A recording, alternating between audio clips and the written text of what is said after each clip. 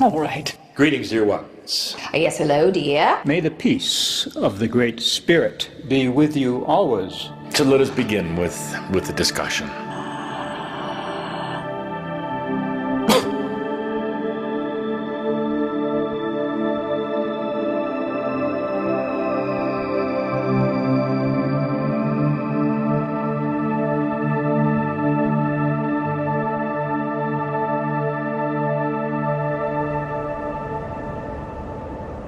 The first time I ever talked to Tobias was on an airplane in 1997, and I wasn't particularly spiritual or metaphysical. I was in the business world at the time, and Tobias came in on this plane flight and started talking, and hasn't stopped since. But initially, it was just me talking to Tobias. I hadn't even told Linda about it. And how long did it take you before you broke it to Linda that this It was about a year. So you kept it to yourself for a year? Yeah. I received what felt like, what I experienced to be a telepathic contact from Bashar and his people. In that moment of the telepathic contact, a memory actually came back of having made an agreement somewhere prior to this life to do this. I grew up in a Roman Catholic family of Sicilian immigrants. Most of them, even today, after I've been channeling Joseph for 15 years, don't know what I do. They have some idea, because I don't talk about it to them, and they don't ask me. They know I do something weird. I was very lucky. I had a lot of support. My friends were very accepting. And that's one thing that I've always been really open about. I didn't really hide it, even from employers, you know, and I've always felt it was really important for me to be honest about that because I saw how it impacted people. I started in a class where we were really studying making a bridge, an interpsychic bridge to other sources of intelligence. And so it started in the context of that class. See, I thought that all of these esoteric things were for older women over 40, and it would have nothing to do with men. So I was dragged to these two guys who channeled for me, and there was something, this was 3 years apart, they both told me the same thing. And that is when I had to start looking at how could guys 20 years apart in age, 3 years apart in ID, who never knew each other, give me information that was identical. And the information just happened to be that there was a master named Cryon who I was supposed to get a hold of. An arrangement, so to speak, was made prior to the physical life of the channel within what you would call the oversoul of the channel, of which I am also a part. We are part of the same soul. You might refer to me as the channel's future self, and incarnationally speaking, I would look at the channel as my past self, just to put it in linear terms. We are not happy with the way that things exist currently in our reality. All right, we are from what you would perceive to be the future. And we have come back to our past so that we may learn, all right, and so that we may assist the planet, because what's going on now is going to impact the entire universe. Well, we would prefer that you ask us, if you like. There's nothing in particular we would like to say, except that we're here, and it's very, very pleasant to be here. It's a delight. It's part of sharing, with the big S, if you might say. The archetype of sharing is something we enjoy embodying. I've had many, many lifetimes on Earth. I have deep love and compassion for humans because I remember what it was like to go through the things that humans are going through now. I remember the challenge in particular, the challenge of knowing at some deep level that you are a spiritual being. Our goal is simply to help people live a more joyful, abundant life. And whatever it takes to achieve that, we're willing to do. And so that, in a nutshell, if you will, is our work. You sit in the energy of a great shift. Many of you are feeling it. Maybe that's why you're watching this now. Maybe there's something that has happened in your life that would allow you for a moment just to open your mind and and look inside something you always thought was untenable before, only reserved for those on the lunatic fringe before. And here you find instead wisdom pouring out. Perhaps you'll even feel the love of God pouring out. There's a lot of things that are being transmuted and altered at this time. All right? You're finding some things out about some of your religious leaders. You're finding some things out about religion that just isn't holding true to you. It's not ringing true to you anymore. Well, we want to tell you this, is that there is so much here that is hiding. But you must feel it. There has been such a shift in these last years, especially in the last 20 or so. You're remembering who and what you are, and it doesn't need an intermediary. This changeover from the old religious system that so many of you are familiar with is difficult, very difficult, because it holds on tightly. Those who have such a strong concept of God as some higher authority and is the only creator, they want to hang on to that dearly. They fear letting God go, their old God, you see, because they are so out of touch with themselves, they can't possibly even contemplate what it's like to have to go inside. Since so many humans are still part of traditional religion, we realize it's hard for them to accept this concept and for them to absorb it and assimilate it. There are mavericks out there. There are those who are going outside of the grid. There are those who are taking huge leaps of consciousness within themselves. They're looking inside for the answers rather than letting somebody outside do it for them. They are breaking this pull, this type of magnetism from mass consciousness and going off on their own.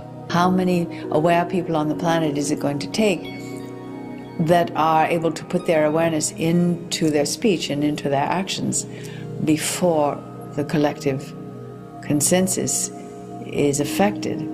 And that is yet to be determined. No one knows exactly when and how that'll happen. They are going to be the examples to other humans that you can cross the chasm of old consciousness to new, that you can integrate the human and the divine right here, right now. You don't have to wait till you die to do it. You don't have to wait till your next incarnation.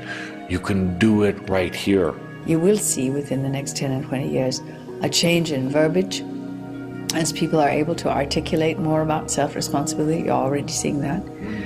As people are able to articulate more about other levels of consciousness, the higher consciousness, you're already seeing more of that. People talk about it, my higher self, my higher consciousness. And then behaving from that level of integrity is what you will begin to see as well. Children have always generally had that capacity, and they get learned out of it, shall we say, taught out of it, generally by the age of 3, definitely by the age of 7 in your reality, but now not so much anymore. They are coming through with what you call core fortification. Because you needed that fresh energy coming to the planet.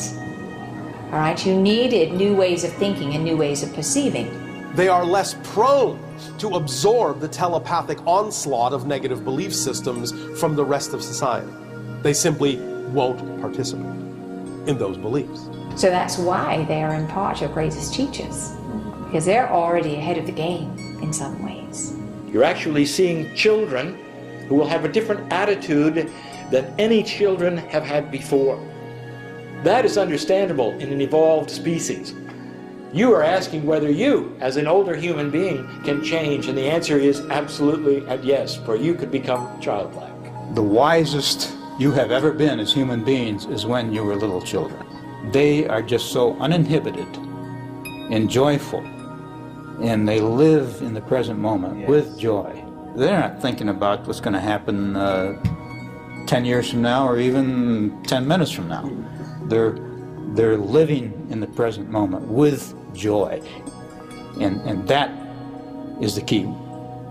You should all be like little children again. That's the best advice we could ever give to anybody. There's a new wave of channeling that's starting to reemerge with the advent of the public awareness of quantum physics. Not that everyone is a quantum physicist, but that has opened people up to realizing that consciousness is so far beyond us and we can align with non-physical consciousness. I receive these blocks of energy, and I can receive a block in half a second, and it'll take me 15, 20, 30 minutes to put it into words. I have found over the years it gets clearer and clearer. There was a time when my channeling, the kind of channeling I do, was very different. I used to get information, wait, and regurgitate it.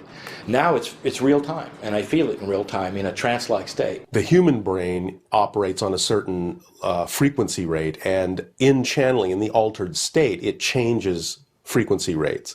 And it becomes something that might be closer in frequency to their reality, which might exist on a higher level. At the same time, he's kind of doing the same thing, altering his frequency, his brain frequency, so that somewhere in the middle, the frequencies sort of meet and lock and become synchronized. And so what you're kind of getting in a channeling, as I understand it, is he's not really speaking a language, he's just sending thoughts. It's getting translated through my body into the language I was raised to understand, which in this case is English. The changes in my life have been such an astonishing difference between who I used to be, my personality. Let me tell you, I didn't used to like groups, I didn't like people. I chose to be an engineer in a sound booth, so I would not have to deal with people. It's a good call. I can push a button and hear them or not, and then release it or hear them or not. I had full control over my social life. I liked one person at a time, usually a woman. And so that would be my life. I was not a well-read. I was not an orator. I wasn't an in front of the camera guy. No, it isn't me. I know that it isn't me, and I'm doing my best to be a purest vessel as I can for what it is. It's the most comfortable thing I've ever done in my life. Now that I've gotten used to it, it took me about 10 years to get used to it. Right. But it's my life's work.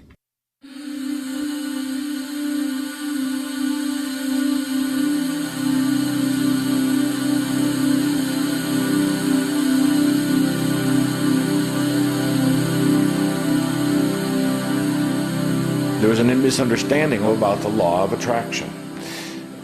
The human, the limited human, uses it like this.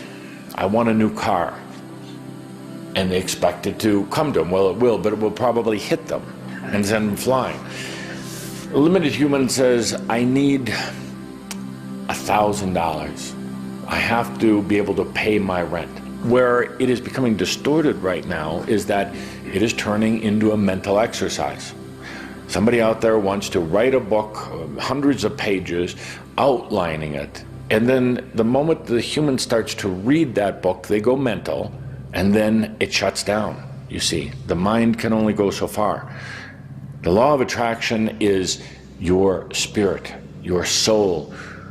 It is the deepest parts of you. It's not what the brain can conjure up. We understand that money is one of the symbols of abundance on your planet, and that's all well and good. You can have as much money as you want. But the idea really is to relax the definition that it has to come that way, because then you open the doors through which abundance could come in all the other forms in which abundance could come to simply allow you to do what you need to do when you need to do it. Sometimes that can actually just be being gifted something. That's still a form of abundance when someone gives you a gift, because you're creating a reality that has an open door to accept the idea that you can be given something effortlessly without having to go through any specific machinations to make it happen. Society will tell you that you have to do X, Y, and Z in order to achieve a particular result, and we'll tell you that's not true. What has to be is that your vibrational state has to be in alignment. The idea is to also examine the belief systems where you might be resistance to the idea of abundance, because many of you have belief systems unconsciously that actually keep the idea of the experience of abundance at bay. The person is conditioned for some degree of abundance or non-abundance, depending on the pre-existing conditions with the parents growing up. And so conditioning is the first place to look. For example, you are raised on your planet with all sorts of contradictory and conflicting belief systems about money, such as love of money is the root of all evil. You will never be a success unless you have a lot of money. How do you allow those two things to coexist side by side without being confused? Because the conditioning will determine what the belief systems are and what the subconscious is holding on to. And if there's limitations there, then you want to heal whatever that misconception is, because all humans are deserving, innately, inherently deserving. It's just a matter of recognizing it, owning it, understanding it, and believing it.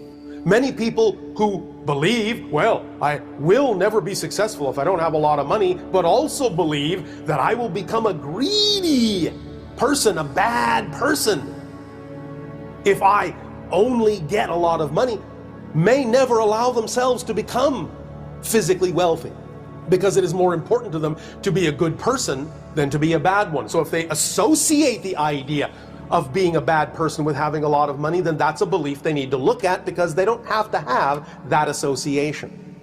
The idea is not that you have to become more abundant than you are. The idea is to get in touch with what you are saying you are abundant in. And if you're abundant on lack, you will experience an abundance of lack. You have a conflict going on now between the limited human and the souled being. The soul doesn't really necessarily care about all of the human whinings. None of it matters. It doesn't matter if you didn't pay your rent. It doesn't matter if you were a multimillionaire. None of it matters. Those are things of concern to the human aspect only. What the soul cares about, and what your spirit cares about, is consciousness, which means awareness. Your soul and your spirit cares about the joy of being. The joy of being, in other words, experiencing what is in front of you to experience. We will tell you thought creates form, all right, but your emotional state's vibrated into being. So whatever you are putting out emotionally, you're going to get back energetically. And because the physical reality is reflecting the emotional, if there are lower frequencies that you're putting out, then what you're getting back in the physical realm are the lower frequencies. The soul would rather have a bad experience for you than no experience at all.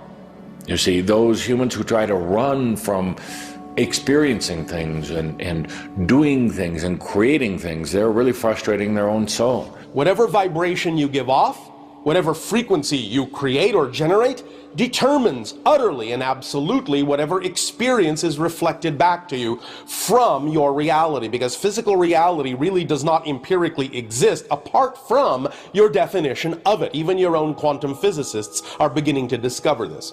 So physical reality is likened to a mirror. It's not going to say, well, Johnny's been a good boy today, so we're going to reward him, or Susie's been a bad girl today, so we're going to punish her. It's very impersonal. It has nothing to do with the traditional concepts of a punishing or judgmental God. So whatever it is that you give off, whatever form you give yourself, however you define and identify yourself, is what is reflected back to you from your reality, so that you can decide whether you wish to retain that idea and that frequency or whether you wish to change it. You create your realities, every bit of your realities, from birth to death, and everything in between. The vast, vast majority, unfortunately, majority of humans spend their valuable and precious creative energies chasing after the little things. From our perspective, the most effective way to alter your reality is to get in touch with, consciously, the beliefs that have created the reality you are experiencing so far. To find out what that belief is, to identify it and define it, will give you conscious recognition of what has been generating your reality. Once you have defined the belief, you can then understand as a mechanism how it has been generating the frequency that's caused the reflection you've been experiencing. And once you define it and recognize that as the mechanism, you can then replace it with a belief that you prefer. And you can also then believe, if you wish, that that new belief will replace the old one one just as effectively and create reality just as effectively as the old belief did.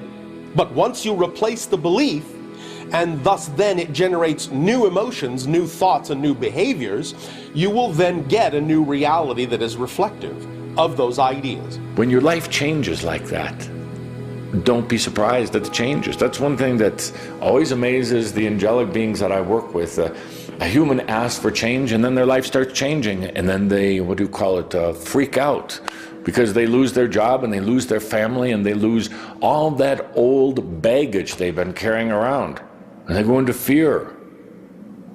But understand that as the changes begin, there's an evolution of energy. It is a cleaning house, getting rid of the old to make way for the new you. We always say it's a bit like, placing your order with the universe, if you will. You climb the stairs to the rooftop of the building and you throw your boomerang out to the universe. That's your order. All right? And so you've taken yourself to a frequency level up here. So you place your order and then you start to worry about it. It hasn't come back yet. I must not deserve it. I'm not going to get it. So you drop yourself out. You go down a couple floors. Well, the order comes back and you're not standing on the roof anymore. All right? You dropped out of the frequency range that exists in. So you've got to keep yourself the same rate at which you are placing your order. It seems like you're saying that it's almost a choice, like setting goals or things. Something like that. No goals. That is so mental. That is so, what do you say in your expression? So yesterday. So 80s, Cauldre is telling us. Forget the goals. It is an exercise in frustration, in futility. You, a sovereign being, don't need goals. Do you know why? I'll tell you why. Because you attract everything to you. Certainly, it's never beneficial to anyone to do anything that does not feel good to them. And so many humans are doing things that don't feel good to them. And the perfect example of that is people are often in jobs they hate. They're doing the work for the money, not because they love it. So anytime you're doing anything that does not feel good to you or that does not resonate with you, you're doing yourself a great disservice. And you're distancing yourself more and more from your higher self. When you make choices, you literally re-energize yourself. Think of yourself as a type of magnet or an attracting type of energy. When you make choices in your life, you attract all of the energies to you. We say to humans that all energy is there to serve you. It seeks to serve you. And the Master allows energy to serve them.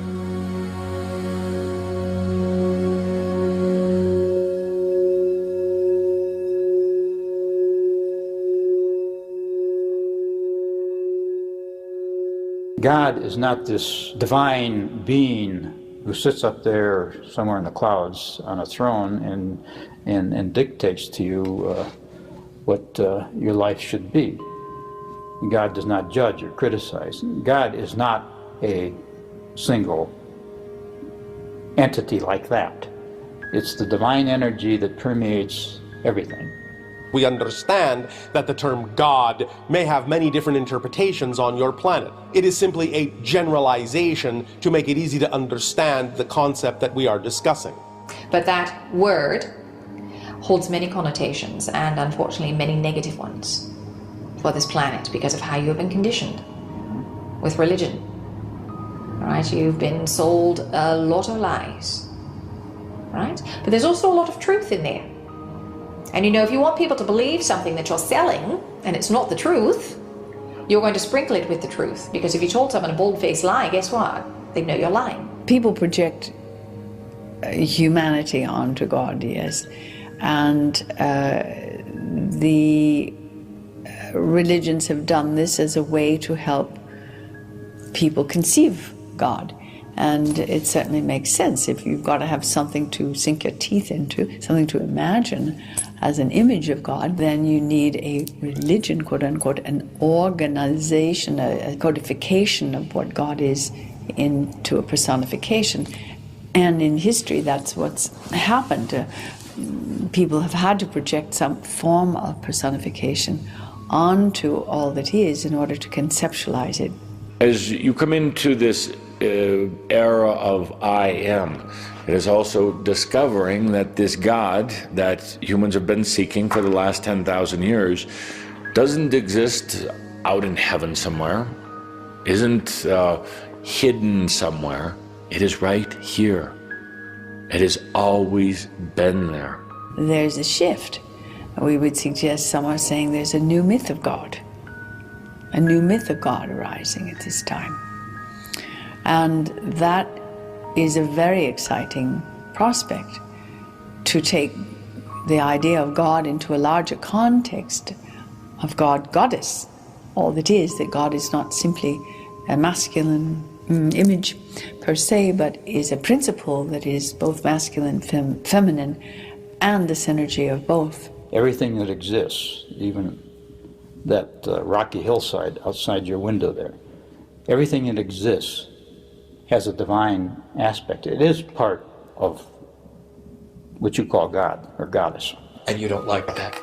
The viewers don't like that. The watchers don't like that, for they wish to put God on the pedestal.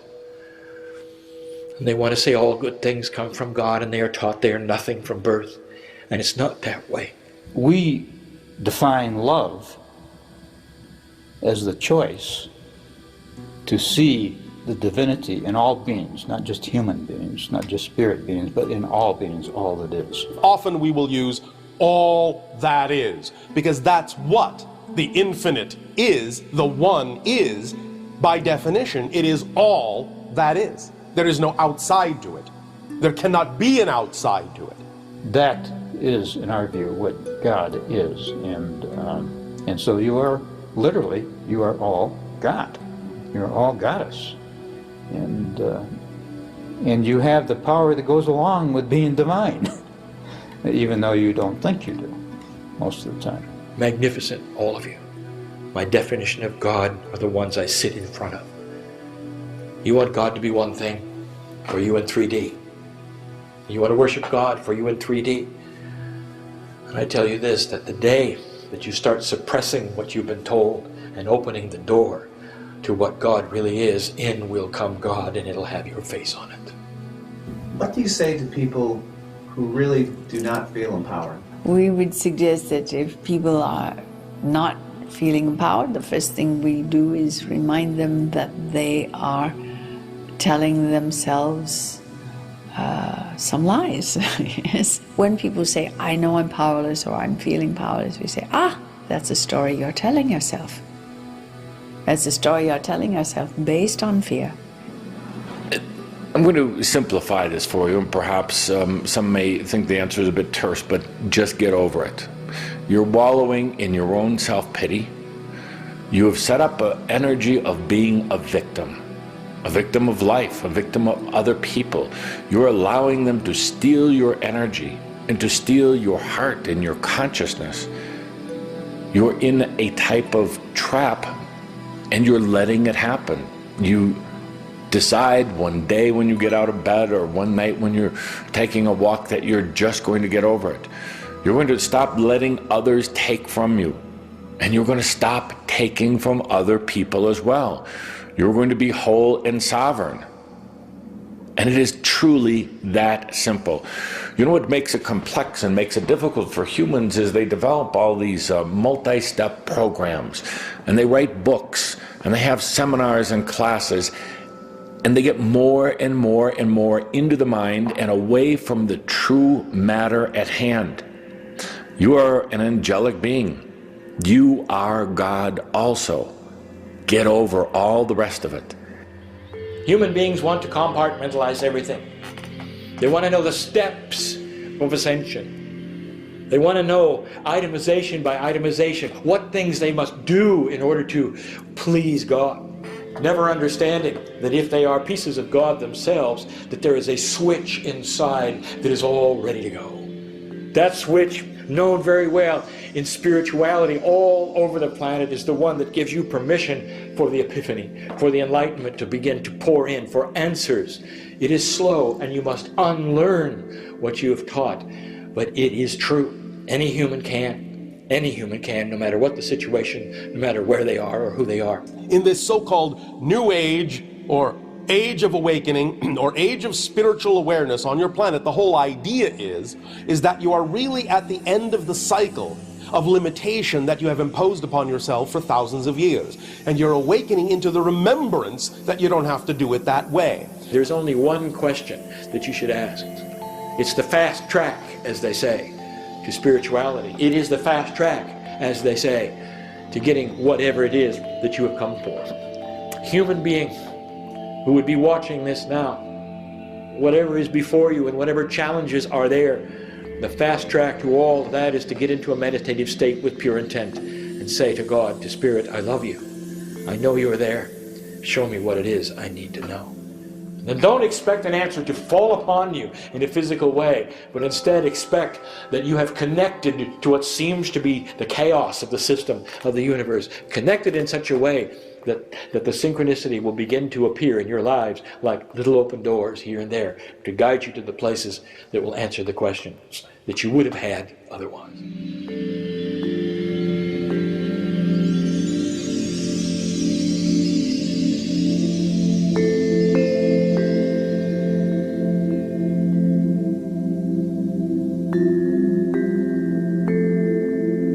There are no victims. There are absolutely no victims. There are only willing participants, all right? There are no victims. So you can create your reality, all right? You can unplug from mass consciousness and create a separate reality. You are an immortal being who has chosen to project itself into this game. You are a sovereign, self-sustaining being. You're powerful creators. You create everything you've ever experienced. And the only alternative to that is to make yourself a victim of fate or whatever, of my mother and father's mistreatment of me or whatever.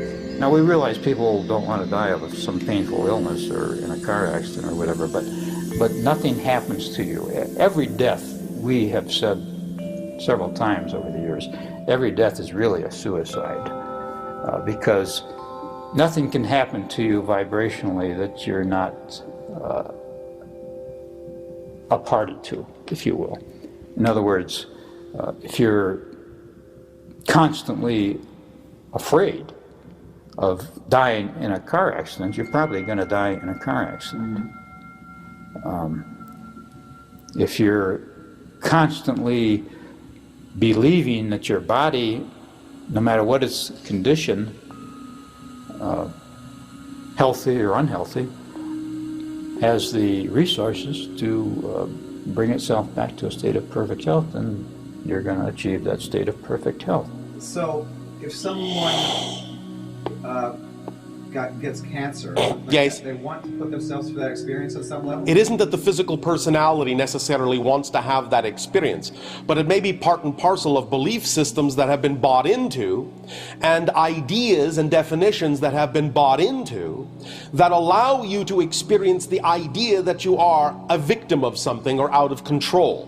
But the idea is to learn through that you're not, and that you actually can create something else, that you actually can transmute that idea, that experience into something else, or learn from it in a positive way. And the thing to also remember is that regardless of what happens to the physical personality, the spirit, the being, the consciousness is eternal and infinite and has the capability of experiencing a number of things. And even though it may experience for a time the idea of something that causes it pain and suffering, it is a temporary experience that the soul can nevertheless use to its benefit.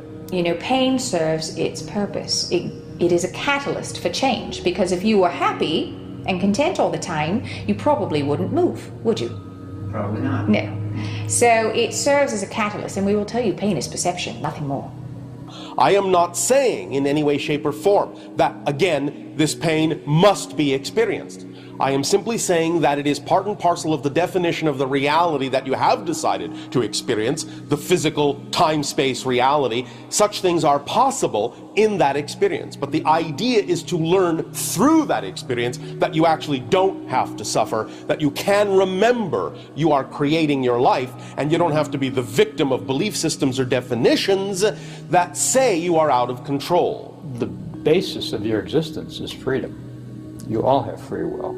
So you're free, and we realize many people would disagree with us, and many don't see it like this, but you're all free to do whatever you want. You're all free to be whatever you want. You're all free to have whatever you want. There are no victims here.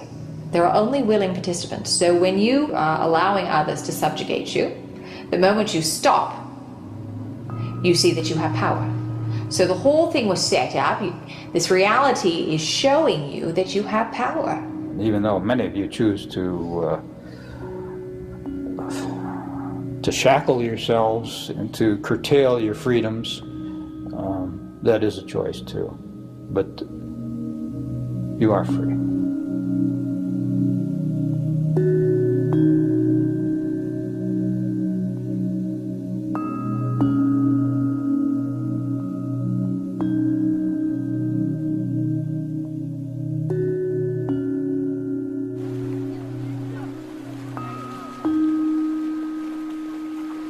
About 15 years ago, I started having some visions, and I didn't know what they were. So I started doing some research on past lives, and I came across channeling, and it was the early 90s, and I didn't know anything about it. I didn't know anybody who did it, and I just knew it was something I was supposed to be doing. So I found a couple books and did some of the exercises and had really visceral responses, but nothing really happened. I was trying to channel verbally, and my limbs would tingle and my eyes would water, and so I would try it periodically and kind of put it aside and come back to it, and took a meditation class and did some other things and did some work on myself. And about a year after I started trying, I sat down one day and just knew I was supposed to have a pencil and paper, and started to do automatic writing, and it's kind of developed over the years.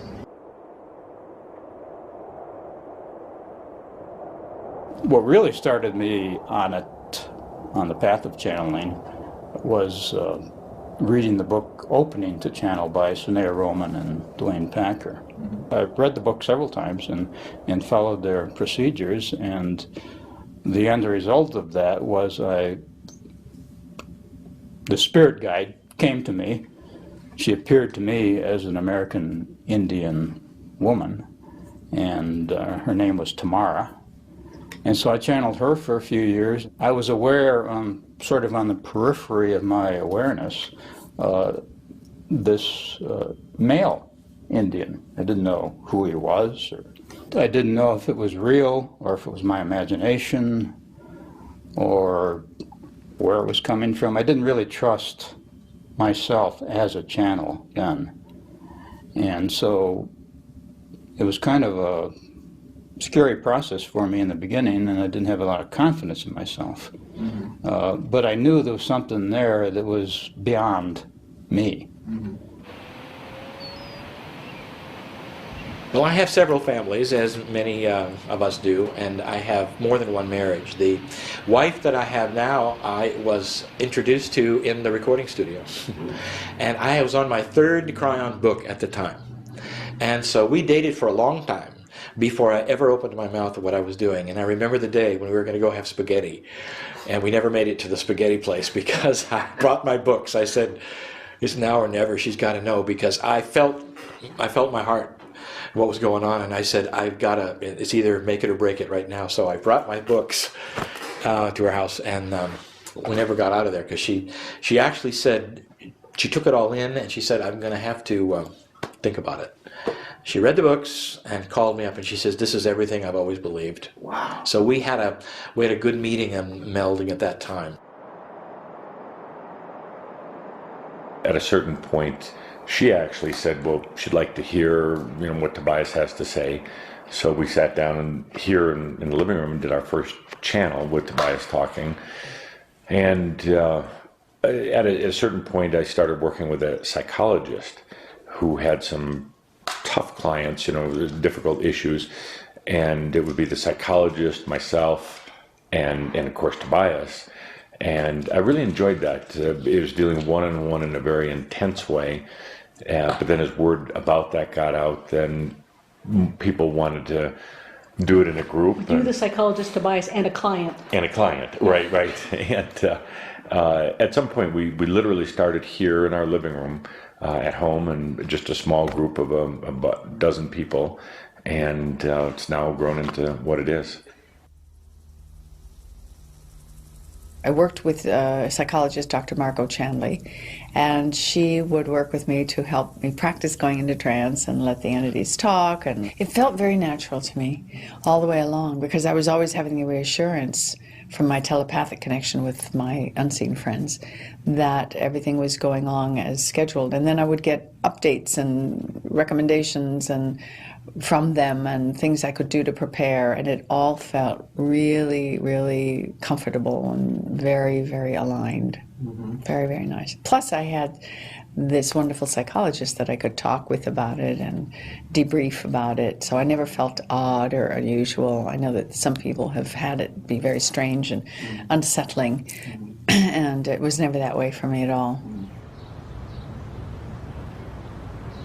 I was actually introduced to a channel who was, doing public sessions at the time. And I went and I listened to the entity coming through that channel for several months and thought that the information had value. It was interesting, seemed to be helpful to people who were asking questions of the entity. But at one point during listening to that entity, they actually offered to teach a class on channeling. And I went into the class not because I wanted to become a channel. That was the farthest thing from my mind. I just wanted to further my research. I wanted to see how something like channeling could be taught, because I didn't understand that that could be done. Under one of the guided meditations that the entity was giving, I received what felt like, what I experienced to be a telepathic contact. I decided, well, whether it's really another entity or whether it's just a portion of my consciousness, what I did understand is that channeling itself is an actual altered state. And in that altered state, people have the ability to access information that they might not otherwise be able to in their normal daily waking state. And so in knowing that that information might be able to give people a different perspective on their lives, might be able to help them make the kind of changes that they wanted in their lives constructively, I decided that was reason enough to go ahead and experiment and see how far the channeling would go.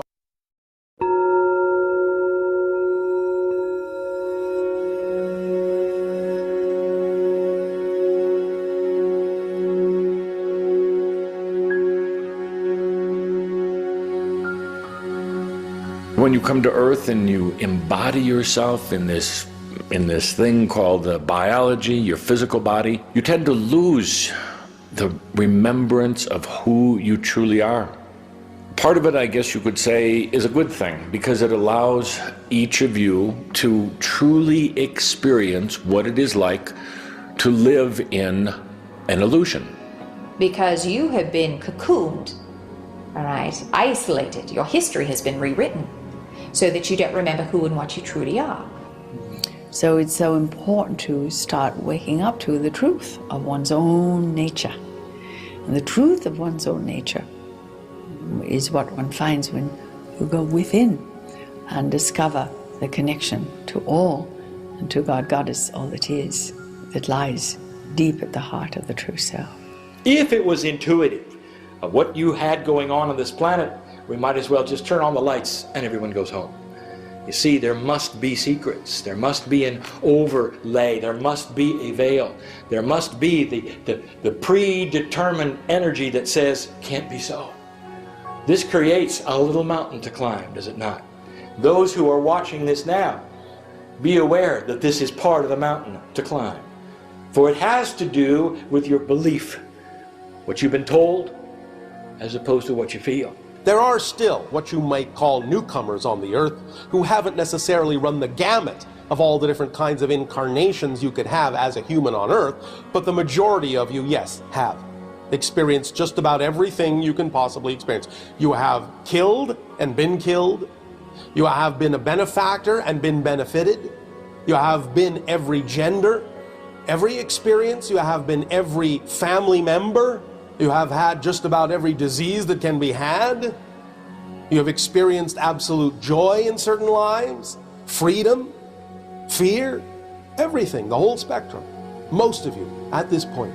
They always describe it as being like a roller coaster. You know, if you've never been on one before, you kind of get on.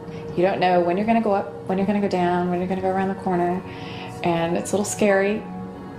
And, you know, it can be a little fearful, but then you get off the ride and it was great and you want to get right back on. And that's what it's like through the incarnational cycle. You go through and it's a little scary and a little bumpy, but as soon as you get off, you're like, that was a great ride. I want to go on it again.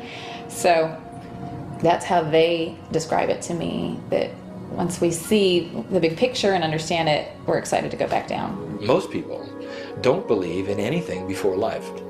Nothing whatsoever. So you have 85% of the earth, according to Time magazine, that believes in a religion that supports the afterlife, and yet you have only about 4% of the earth, which would be Hindu and Buddhist, who actually believe in a forelife, which doesn't make spiritual sense. Somehow, mom gives you birth and you have a soul forever.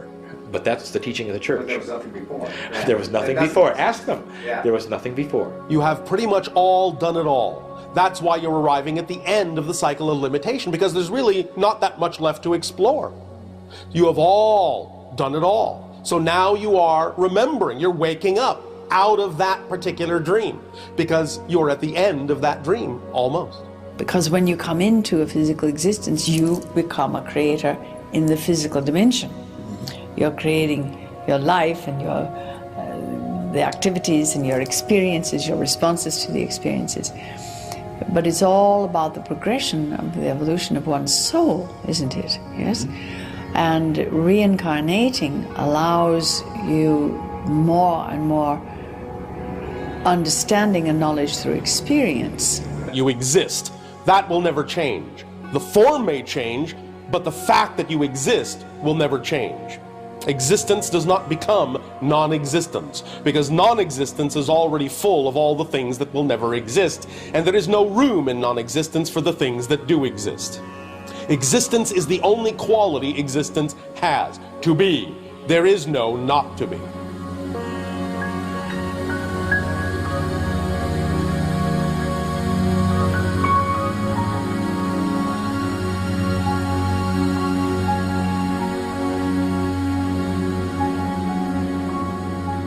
Jesus. A great teacher. No more the Son of God, however, than I am. you are. Exactly. A great teacher, yes. It makes a good story. Humans need a hero. They need sports heroes. They need political heroes, although there's not many. They need technology and science heroes, but they also need an icon that they can look up to and worship, because they don't go within. The archetype of the Jesus, the Savior, is still very powerful on the planet. And yet that slowly is being replaced by people finding it within themselves, instead of needing it to be out there as a figure. In the early days of the Catholic Church, there was, how would you say, a basic understanding that Jesus would appeal to the masses because he was a human, and that he would be such a fine example. It took them well over 500 years to even decide amongst themselves how he would be presented to the public. In your modern terms, would be how his PR campaign would be handled. So they developed this very interesting but not necessarily accurate story of Jesus, which wasn't even his real name to begin with. It was, when he walked on earth, it was Yeshua ben Joseph. They need someone to look to and to worship, and their leaders, even religious leaders, who have no idea of what the I am principle is about, who have no idea that the God is already within. They encourage their groups to worship some far-off Jesus, because it is a wonderful way of perhaps what you would call anesthetizing them a bit, take their mind off their daily pain, but it's also a wonderful way of controlling. So whether it is the Christian church, whether it is so many of the other religions, they create these icons. But the icons are out there somewhere, and they're generally hardly based in reality. For those of you who are, extremely light, guess what? You've had extremely dark lifetimes. You've probably done some extremely dastardly deeds. So that's difficult. A part of your quote-unquote New Age movement wants to be all light and all happy, and we'll tell you that is not what this lifetime is about, because there are prejudices there. All right?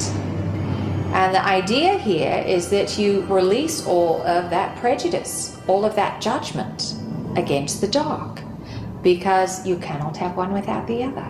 Those who are biased to the light only are basically imbalanced.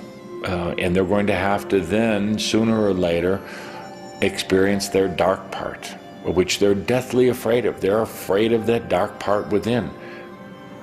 Why do they label it dark? Why do they think it's evil? Is just another aspect of them. One doesn't want to be in the light by being in the denial of one's shadow. The idea, remember, is that growth is the product of integration of all that you are, not the exclusion of anything. It is the allowance that everything is valid, the balancing of everything is valid. That's why the more evolved you become, you actually become more aware of more dark, because you're willing to integrate it all and balance it all within you. And there are some who want to, step into that space and say, oh, I'm nothing but light. I haven't had any dark lifetimes. And we will tell you it is precisely the opposite. Because usually it's not until you have mastered the dark or some aspect of the dark that you are given abilities and to work in the light as well. Momentum to snap into the light is actually gathered by exploring the darkness as deeply as you can. Cryon says on the other side of the veil, it is much, much different. We don't have the minds we do now. We don't have the logic we do now. And this is like a play. This is, Cryon says, it's very much like a play. When the guy, when the curtain closes and the guy with the knife who has been murdered by the other guy, the curtain closes, they all get up and go have a party. There's no animosity, they don't care, they don't carry a vendetta. And so when we're on the other side of the veil, it's like we regroup and come back in. So there are really no victims or villains? There are no victims and villains. And this, of course, will fly in the face of every single teaching that anybody's ever heard in this nation. There is also no heaven and hell. This is a very interesting theme, and I'm glad you asked that, because when I'm in Israel, which I have been numbers of times, especially in the heart of it, in Jerusalem, these questions are asked. It's inconceivable that Hitler is not in hell. There is a line you cross. That guy has got to be being punished right now. According to my channeling, the men and women I work with who channel, that is not the case. He came and he did something. He went to the dark side, if you want to call it, and a whole bunch of people went with him. And he had the choice, and so did they. And he created something that we just find abhorrent and just awful. And yet, when the curtain closed, he got up and everybody gave him a party. That being who was Hitler agreed to be of service to that collective, to that group, to that genetic line. And that's a hard one for humans to see, all right? That's a very hard thing for them to begin to forgive. And then that goes back to the veil, of why the veil is placed there, here, so that you don't remember everything. Everybody who was what you would call adversely or tragically affected by the era of Hitler and by Hitler himself was there because they created together, they co-created that reality that was, from a human perspective, certainly a very tragic and sad and awful time in your history. But Hitler was the catalyst for growth in many people who participated in that Holocaust, and it really was a Holocaust in human terms.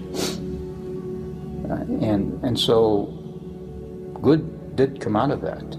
The fact that such a being existed in your reality is part and parcel a reflection of what your reality allows, and thus it is a service to you to show you this is what you support. Is this what you want to continue to support, or do you want to change this in the future? So it can be used as a service in that way. So yes, on a soul level, it can be looked at as a service, even though on the human level, it may only be seen as an atrocity. We do not teach or believe that you have to repay past debts, if you will. And that's what many people see karma being.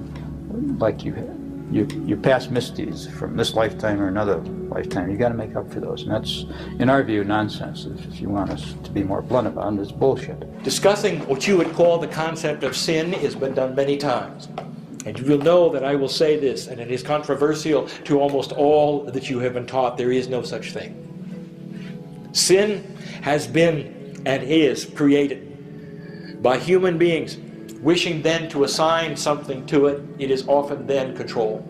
It is often then punishment. For you will have some guru tell you what is appropriate and inappropriate to God. You are not in any way shackled by the past. Past of this life, past of many lifetimes ago. And so, there's nothing to repay.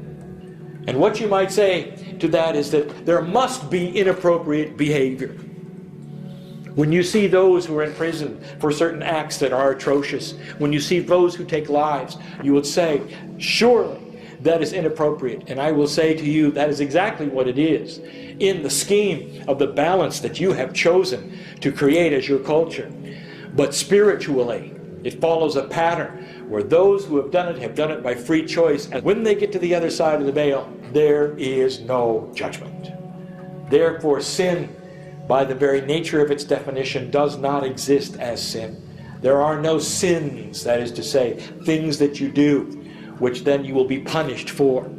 All your power is right now, so it doesn't matter what's happened in the past. All that matters is where you want to go from here, and you have all the power to go wherever you want from here. Right here and now, you have that power.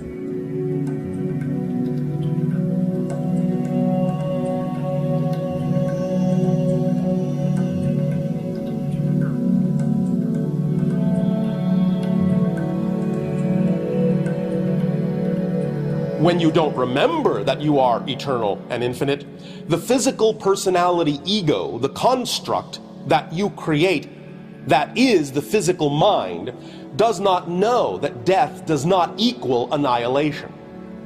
When the physical mind thinks that death equals non-existence or annihilation, it then goes into survival mode, panic, fear, doubt. But when it understands that physical reality is simply a temporary manifestation, a mask, if you will, a projection of a greater consciousness that you are, and you understand that you always exist, then the fear of death vanishes. Let us say each time you conquer a fear, let us say each time you discover something about timing, your spiritual jar fills up a little inside. This spiritual jar is your akash. It keeps track of the energies that you solve. And when you come back in the next time, all of that is ready at the same level you left it. You never have to relearn it. And many of you ask, what role do past lives play? And we will tell you, a very big one. All right? And they're not really past, they're concurrent. So as you are both working on things, both lifetimes are working on things, you are clearing things out energetically, all right, through both emotional bodies. That's enough to make your head spin. We have shamans walking around. We have the past Buddhas walking around who will never be Buddhas and never be shamans. But it's there. And all their life experience is there. Free choice determines whether they will open the closet. And when they do, you will find them putting upon everything they have learned. This is how you can have someone who is completely untrained in spiritual things suddenly become a master. It seems to be out of the way things work, but believe me, they have paid their dues, and they have studied, and they have had lifetimes of learning, just like you have. Why are so many humans afraid of death? Well, that goes back to conditioning as well. That you are disconnected from source energy. So if you're disconnected, then you don't remember what's going on. All right, and that was part of the game. It was just the way the game was set up. But there are more and more of you who are awakening and remembering that you are immortal beings. Transition or death is always a pleasant experience. It's Always a pleasant experience. We're talking about at the moment you made your transition. When you come to the planet, there is a predisposition, you might say a groove that you would travel in, that has upon it a potential of your time of death. It is the human being who understands, however, that they can pop out of that groove and go in another direction with their own free will, which means that they will never meet their death in the groove. Therefore, we are saying this, that although the death is a potential around you all the time, and at some level that potential is known, you are still in control on this planet of your life in a grand, grand fashion. There is no predetermined time that you are going to die. You will choose it at the moment by free choice in real time in 3D. The idea for most individuals when they pass on into spirit is that it's like for a physical person waking up from a dream. Just as you wake up from a dream during the night and say, oh, well, that's just fading away, that wasn't real. So too, a soul may find itself, a spirit may find itself suddenly in spirit going, oh, this is who I really am, that was just a dream. Dying is the easiest thing you'll ever do, because you are re-emerging back into the world of spirit, back to where you came from, back to your source. And it's always, it's like a breath of fresh air. It's like taking off a tight shoe. You feel that kind of sense of relief and release. And if you could get a small glimpse or remembrance of it, you would never fear death again, and you would go through the rest of your lives with a smile on your lips and with joy in your heart. There are energies of angels that you would call specialists. We're not compartmentalized to that degree, for we're all one, but we take our tasks and we do certain kinds of things for one another. And in that, you might say, some then come into the planet and some then are support. There are far more supporters than there are humans who come in. I am a supporter. All humans have guides and helpers. Yes, you are all connected to much larger families than you may be aware of. Many of the guides are simply friends that you've experienced other lives with, who simply may not be incarnating in the same time frame that you are, have remained in spirit for that duration to help you from the other side, so to speak. You are never alone. There's always help out there, no matter how far down you think you've fallen. The idea is that often a guide will attempt to remain unobtrusive also in giving you the information, because the whole point of guiding you is to actually teach you to be your own best guide. So the idea is that many times a guide will use the props that exist in your own physical reality already to get you to pay attention to information that they feel you might need to know or that might serve you. So for example, synchronicity in life, those little coincidences that aren't accidental, of just winding up at the right place at the right time, overhearing exactly the conversation you needed to hear exactly at the right moment to be able to get that next piece of information you needed at exactly that moment, may have been the work of your guide steering you in a certain direction and not delivering the information directly, but knowing the information was available to you in your reality already. If they would only nudge you down a certain street at a certain time, that's all they may need to do. Sometimes you might actually hear them more strongly and more directly. You might experience them in your dreams. Very often, dream communication is one of the strongest ways that guides will communicate with you. And many of the so-called dreams that you may remember when you wake up may not always have just been the random collection of processing going on in your brain from the day's events, but may actually be representative of a communication or conversation you're having with friends and family on other levels.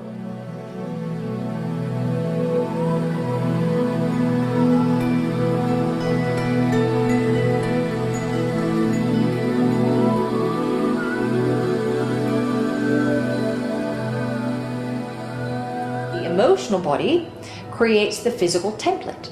All illness starts in the emotional field, without exception. If it's a genetic mutation, that starts in the emotional field, and it is something that has been so generously left behind by one of your ancestors. All right, they had a big emotional issue, a block. It altered the genetic material, and that got passed down through the genetic line. Many people carry with them, even throughout their lives, even unto their deathbed. Resentments and guilt and worry. And that is where all physical illness comes from these negative emotions that people nurture even. It all goes back to the emotions, because the emotional body creates the physical reality. So if you're talking about weight and health, you know, how you are feeling about yourself is determining your physical body more so than what you're consuming and how you're exercising, which is a very different way of thinking for many of you, because you're conditioned to think that it's all physical, but it's not. It's all emotional. Make no mistake, there is no thing as a generic human being. You come from such a different platform, different lives, different cultures, and you arrive in this culture. Some of you may wish to only eat one kind of thing, some of you wish to eat another. Do what your body feels best with, that results in the most energy and the most appropriateness for you. At the deepest level in the human psyche, there is this archetype called separation, and it's based on the fact that you separate yourself from source when you choose to become born. And everyone has that experience over and over and over. Every lifetime that you choose to be incarnated, you are experiencing separation, separation from source, separation from unconditional love, separation from the light, separation, separation. I feel disconnected, I feel separated, something's missing in my life. The desire for something transcendent becomes very, very strong. And instead of seeking it authentically within, through one's spirituality, people will often seek it through external substances and mind-altering substances, seeking something transcendent through the use of drugs and alcohol. Which usually represents a belief system in the person that thinks something is missing that needs to be replaced by something artificial. If that doesn't exist as a belief, then you will find that people will naturally ingest whatever food or liquid is in keeping with their best benefit. Many of them are using to numb, all right? They don't want to feel the pain, yes. All right, some are very empathic, all right, and they are very in tune with what's going on with the planet and with other people, and it's too much for them to handle. They don't want to feel it because they're not clearing out their own field, all right? They're taking it on, and that's a choice. You don't have to take on others' energy. You can be aware, you can be one who is sensitive, but that doesn't mean that it is your responsibility to take it on.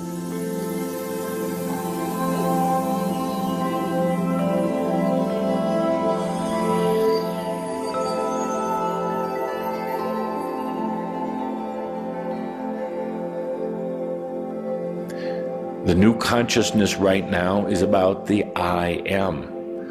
And while to some it may sound very selfish, it is actually about discovering yourself. Working on yourself is the greatest gift that you can give to humanity. And that sounds so self-centered and so negative, but that's how you've been conditioned. It is about putting yourself first, loving yourself first, taking care of yourself first, having compassion with yourself first, and knowing yourself first. If you want to keep someone from accessing their own power and helping to heal the planet or helping to heal mass consciousness, you're going to tell them that it's very selfish for them to look inside.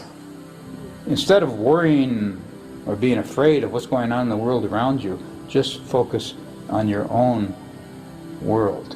Then, and truly then, you are able to help humans. But you'll understand only humans that are choosing help. Look at your issues. Where are your buttons being pushed? Where do you feel fear? Where do you feel that you shrink away? You know when you've got a fear. All right? Many of you are quite aware of it and decide, you know, I really don't want to look at that. And so you don't. All right? And you know what we're talking about. There are times when you feel yourself tense up and you are conscious of it. So it is a choice. Learn to be with yourself. Go off and take a month, 40 days perhaps, as Yeshua did. Go off by yourself and learn to be with you. Learn that you don't need to steal energy from anyone else. There must be a balance between the intellect and what you would call the heart. And that person who is balanced, that human who is balanced, will show. You'll know them. For they will seem to be more gentle. They seem to be more open and less judgmental. This would be the balance. You might say, well, they are heart-based. They are not. They are balanced. Never throw away what your truth is. Never throw away what your logic tells you. But temper it with the emotion of your heart and become balanced. There's a big misunderstanding in society and in many cultures that if you're going to become spiritual, you're going to get real restricted. And that's because of the old dogmas of different religions, different churches in different ways. But spirituality itself is not at all restricting in one's way of experiencing life. The true hunger for knowing one's own divine nature, for experiencing one's own divine nature, that true hunger can lead you into great discovery and great freedom, great freedom. Each of you standing alone is fully consciously aligned with your higher self is far more powerful than many millions who are living in fear or doubt or anger. One person.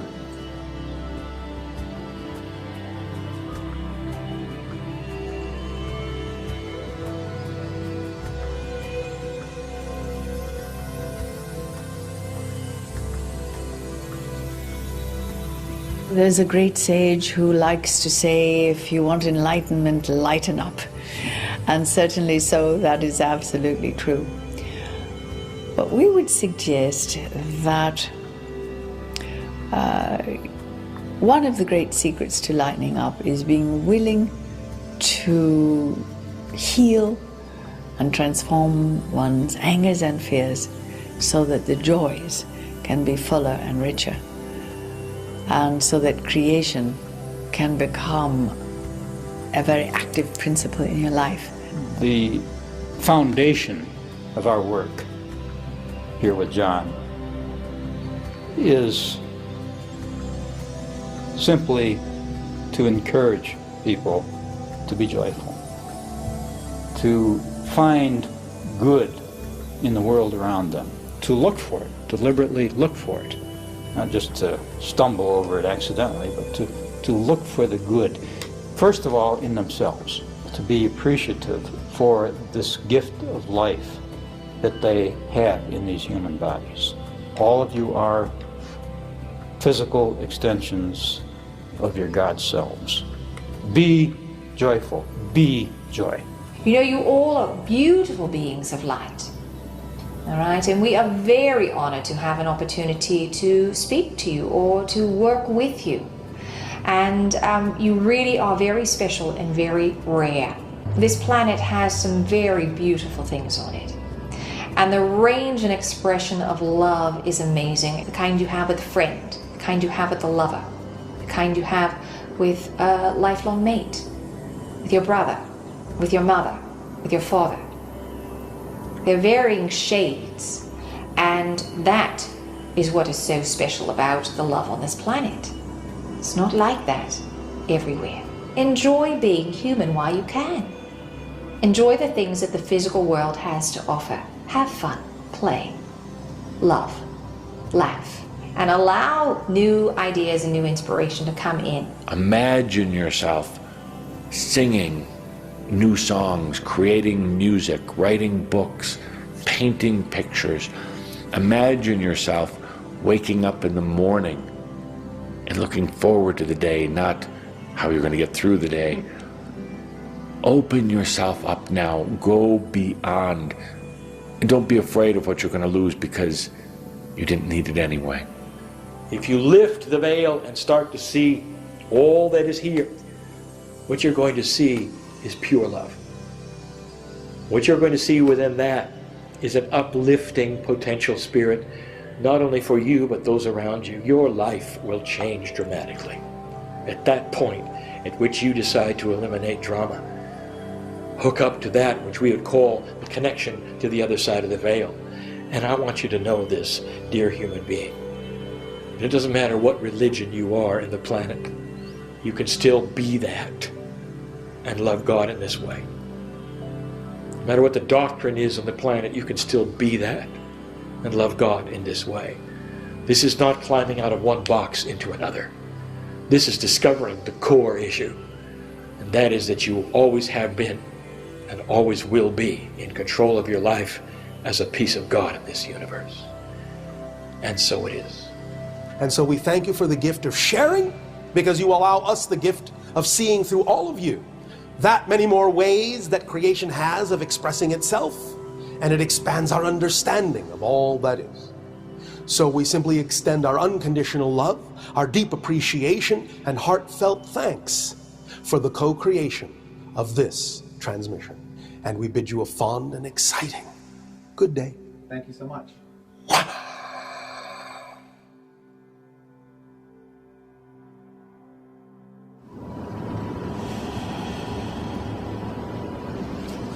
That's so great. Thank you. You're welcome.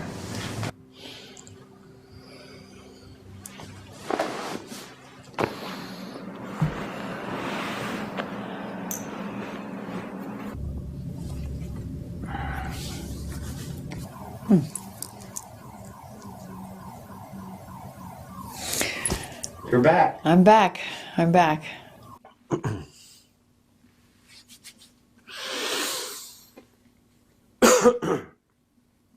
How did it go?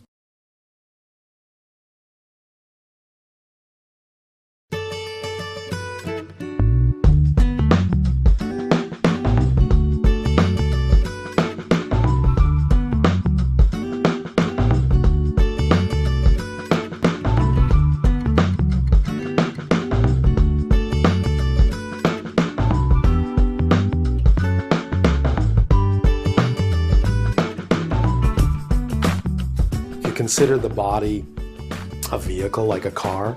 I'm usually the one behind the driver's seat, behind the wheel. But when Bashar comes through, it's like I slide over to the passenger seat. I have memories of other lifetimes where I've had similar abilities to connect to other realms and dimensions, but not exactly like this. It's like you've somehow reached beyond your normal, ordinary self. That's how it feels to me. There's times in a channel where I just go out, God knows where it is. I mean, I'm aware of things happening in the room, but at a certain point, even that kind of goes away. I get to experience another reality altogether when I channel. I get to experience an entirely different worldview. You are the first to interview crime and channel. I almost feel overwhelmed, really.